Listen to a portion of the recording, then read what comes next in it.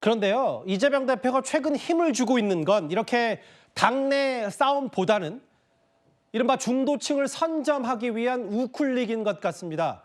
아마 여당에서는 아예 이재명 대표의 세계관이 180도 바뀌었냐 이렇게 비판하고 있습니다.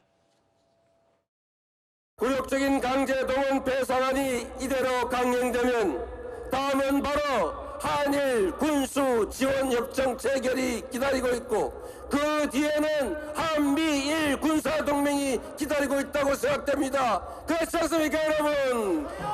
연합훈련을 핑계로 자위대의 군합발이 다시 한반도를 더럽히는 일이 발생할 수 있습니다. 중국 사람들이 한국 싫다고 한국 물건을 사질 않습니다. 왜 중국을 집적거려요? 그냥 쎄쎄. 대만에도 쎄쎄. 이러면 되지. 최근 이재명 대표의 친미, 친일 발언은 오늘의 이재명이 어제의 이재명에게 손가락질하는 자기 부정이나 다름없습니다. 어제는 세세하고 오늘은 아리까도하는 조변석계식 외교는 국민과 국제사회에 대한 기만에 불과합니다. 최진봉 교수님, 네. 권성동 원내대표 얘기는 어제는 쎄쎄하고 오늘은 아리가또하고 뭐냐. 예전에 중국한테 고맙다고 해야 되니 이제 일본한테 이렇게 급변침할 수 있냐 뭐 이 얘기를 하는 것 같아요. 제가 볼 때는 그러니까 일단 뭐 친미, 친일 얘기하던데 친미, 친일은 국민의힘이 기대하고 좋아하는 거 아닙니까? 그럼 그렇게 하면 잘했다고 박수를 쳐줘야지 저렇게 비판하는 건 좀 말이 맞지 않다고 생각하고요. 예. 이재명 대표는 실용주의를 하는 겁니다. 예. 그걸 끊임없이 얘기해 왔고요. 물론 예전에 뭐 일본 관련해서는 뭐 그 핵 폐기물 관련해서 그런 문제에서 문제를 제기하긴 했지만 예를 들면 관계 개선의 문제에 있어서 뭐 반대하고 이러지 오염수요? 않았어요. 오염수. 예. 예, 오염수 문제. 예. 예, 그렇습니다. 그리고 관계 개선의 문제는 사실은 이건 분리해서 봐요. 문재인 정부 때도 그렇게 했었는데요. 예. 예, 뭐 예를 들면 위안부 할머니 문제라든지 강제징용 문제와 외교 문제는 다른 차원의 접근해서 봐야 된다고 얘기를 하는 거예요. 그러니까 일본과의 관계를 무슨 뭐 이념적으로 접근해가지고 일본과는 절대로 친해질 수 없고 또 중국도 마찬가지입니다. 중국도 우리가 무역을 해야 되고 경제 관계에서 성과를 내야 되는 상황이니까 외교 관계에서는 실용주의적 관점에 접근하자는 게 이재명 대표의 지금까지 주장이고 앞으로도 그렇게 할 거라고 저는 봅니다. 그래서 저는 이게 무슨 바뀌었다는 개념의 문제가 아니라 이재명 대표는 항상 외교 관계에 있어서는 자국 이기주의라는 실용주의가 적극적으로 작동해야 한다고 주장을 했고 그걸 계속 얘기하고 있는 거예요. 예. 근데 그걸 가지고 지금 공격을 하시던데 예. 어쨌든 저는 그러면 국민의힘도 뭐 예를 들면 미국과 잘 좋게 지내고 일본과도 잘 지내겠다고 하면 그걸 환영해주고 예. 함께 힘을 합쳐서 그렇게 가야 되지 않겠어요? 그런 점에서 본다고 하면 실용주의적 관점에서 접근하는 것은 이재명 대표가 줄기차게 주장했던 주장이라는 말씀을 드리는 것이고 예. 크게 변화된 게 없다고 말씀을 드리겠습니다. 이게 사실 그 여러 논란의 단초가 됐던 게 이코노미스트와의 인터뷰. 실용적 외교다. 한미일 협력 반대 안 한다. 일본의 국방력 강화 위협 안 된다. 근데 다음 화면을 보면 근데 이제 국민의힘 얘기는 그럼 왜 당대표 되기 전에 왜 그때 실용주의 안 하고 뭐 자위대 군합발 등등 왜 중국에 집적거리냐. 한미 3구 군사훈련은 사실상 준 군사동맹에 버금가는 조치다. 안보 자행이다. 윤기찬 부위원장 생각은 어떠세요?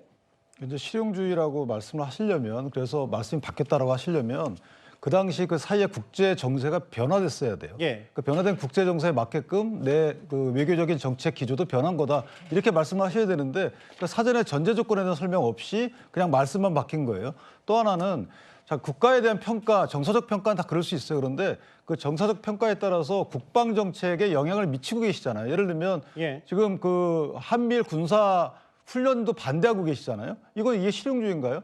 한미일 군사형 대북 태세나 대중국 태세가 이게 필요 없다고 보시는 건가요? 그렇지 않을 거 아니에요? 사드도 마찬가지로 반대하셨잖아요. 사드가 필요 없다고 하신 건가요? 그게 아니잖아요. 이런 식으로 정서가 곧 정책에 영향을 미치고 계시기 때문에 여기에 대해서 국민한테는 헷갈리게 할 수 있어요. 이 정치적 어떤 멘트를 통해서. 그런데 국제사회가 바라보는 당사국이 바라보는 이재명 대표의 저런 언행의 그 불일치 내지 변화는 냉정하게 평가를 받는다는 거죠. 따라서 이재명 대표가 만약에 국가 원수가 됐을 경우에 그 국가 원수의 정책 내지 말에 대해서 국제사회는 냉혹한 평가를 하는 것이기 때문에 사실 국제사회가 이재명 대표의 저런 말씀을 어떻게 볼 것인가가 더 중요한 것이지 국민을 잠시 헷갈리게 하는 부분은 크게 중요하지 않다 이렇게 생각합니다. 근데 이게 그 뭐 실용주의 말씀을 하셨고 뭐 흥묘백묘 검은 고양이든 흰 고양이든 쥐만 잘 잡으면 되는 거 아니야?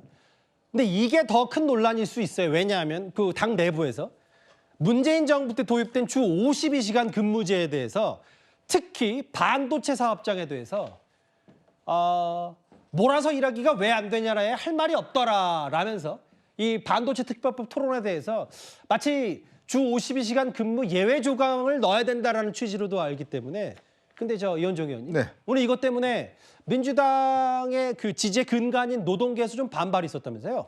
그렇죠. 노동계 입장에서 보면 이제 주 52시간이 문재인 정부 때 정착이 돼서 뭐 시행되고 있는데 예외를 둔다는 것에 대해서 당연히 이제 반발이 있겠죠. 자, 그렇지만 예. 최근에 정세를 한번 보십시오. 지금 중국이 AI에 정말 이 혁명이라고 할 만큼 중국이 AI에 발전하고 있습니다. 미국도 마찬가지죠. 자, 우리 미래에 어떤 것을 먹고 살까요? 지금 미국이나 중국 같은 경우는 이 머스크가 그런 얘기 하지 않습니까? 주 80시간이든 90시간이든 일해라. 성과에 대해서 확실히 보상을 주겠다. 자, 그리고 최근에 대만이요. TSMC에서 이 반도체 발열 문제가 있었습니다. 예. 근데 2개월 동안 정말 밤낮을 가려 연구를 해서 그 해결점을 찾았어요. 근데 우리는 아직 찾지 못하고 있습니다. 예. 왜? 바로 이 주 52시간 때문에 그렇습니다. 왜냐하면 우리는 딱 6시 되면 퇴근해야 되잖아요. 안 그러면 바로 이제 이 고용주가 지금 처벌되는 거 아니겠습니까? 지금 우리가 이 선두주자인가요? 우리는 추격자입니다. 그리고 우리가 뭐 이 반도체 이외에 우리가 지금 할 수 있는 게 있나요? 예. 자, 그런 상황을 본인도 뻔히 알지 않습니까? 질문에 할 말이 없더라 이야기하는데 왜 할 말이 없는 것을 지금까지 안 하고 있죠? 자, 그러면 정말 이 시대의 실용주의라고 그러면 예. 저는 이것부터 먼저 하시면 됩니다. 말로 실용주의 하지 마시고 예. 그냥 이거 하면 아, 이재명 대표가 실용주의 하는구나 라고 알 겁니다. 결국 이런 것들이 뭐 누군가는 세계관이 이렇게 180도 급변침 뒤바뀔 수 있냐라고 지적을 합니다만 결국 이게 대통령이 되려는 이재명 대표 입장에서 핵심은 중도층 아니냐. 그런데 이재명 대표와 오세훈 시장이 양자 대결에서 오차 범인의 접전을 벌인다는 새로운 여론조사 결과가 하나 나왔습니다. 본인이 주장하는 기본사회, 전 국민에게 매달 정기적으로 조건 없이 똑같은 금액을 나누어 주자는 기본소득, 뭐 이런 걸 주장하는 분 입장에서는 25만 원 정도 한 번 나눠주는 건 아무것도 아니겠죠. 문제는 재원이 13조나 들어가는 겁니다. 지금 20조 원 정도의 추경을 이야기하면서 13조 원을 거기다 쓰자는 건 이거는 조기 대선을 염두에 두고 인기에 영합하겠다.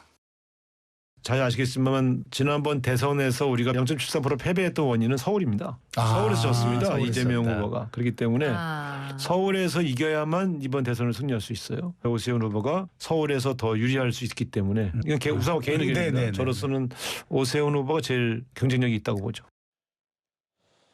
아까도 말씀드렸다시피 이재명 대표가 뭐 신념을 그렇게 쉽게 버리냐라고 비판을 받음에도 계속 우클릭 혹은 중도층 겨냥하는 이유 바로 대선 승리 때문일 텐데 그 성춘 부의장님 여기 양자 대결 사실은 양자 대결 말고 그냥 일반 뭐 이재명 대표가 압도적 1위라고 하더라도 양자 대결하면 그 판이 달라져서 50대 37, 41대 33, 43, 41대 39, 47대 34 특히 오세훈 시장이요. 정말로 민주당에서 오세훈 시장을 제일 두려워합니까?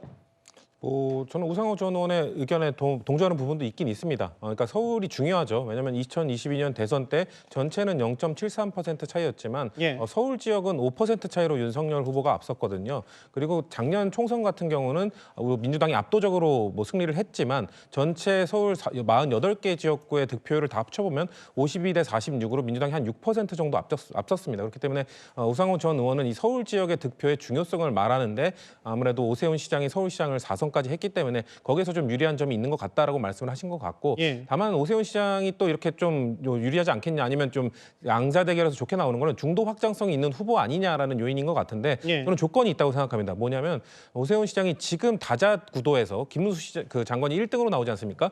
이거를 견뎌내야 됩니다. 왜냐하면 김문수 장관이 지금 1등으로 나오는 게 과격하고 좀 뭔가 윤석열 대통령과 동조하는 듯한 그 이미지 때문에 지금 1등을 하고 있는 건데 예. 이거에 좀 흔들리면서 좀 발언이 과격해지고 발언이 좀 이재명 대표에 대한 공격수를 요즘 높이고 있는데 이렇게 할수록 오세훈 시장이 갖고 있는 개인의 중도 확장성이 저는 빚이 바래진다고 생각하기 때문에 그런 것들을 참지 못하면 오세훈 시장의 장점은 약화될 것이고 그걸 견뎌낸다면 나중에 좀 무서운 후보가 될 수도 있겠다라는 정도 말씀드리겠습니다. 알겠습니다. 이재명 대표 관련 그리고 오세훈 시장 관련 여론조사까지 핵심 내용 하나하나 짚어봤습니다. 그러면 지금까지 들은 여러분들의 목소리를 만나볼 차례죠. 첫 번째 댓글입니다.